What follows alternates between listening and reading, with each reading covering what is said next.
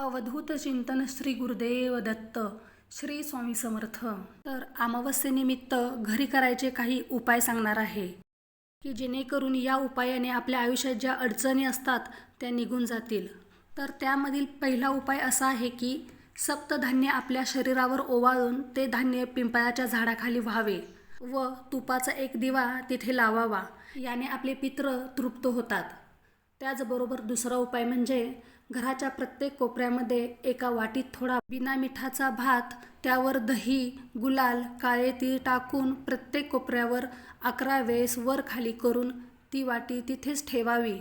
दुसऱ्या दिवशी पाण्यात किंवा कचऱ्यामध्ये ते टाकून द्यावे. त्यामुळे काय होते तर घरातील जी निगेटिव्ह ऊर्जा असते ती निघून जाते. त्याचबरोबर तिसरा उपाय म्हणजे थोडीशी पिवळी मोहरी व थोडी रक्षा हातात घेऊन 11 वेळेस कालभैरव अष्टक व वल्गा सूक्त बोलावे व ती मोहरीची पुडी जवळ ठेवावी. याने आपले स्वतःचे संरक्षण होते. तरी व्हिडिओ आवडल्यास चॅनेलला लाईक, शेअर, सबस्क्राईब करा. श्री स्वामी समर्थ.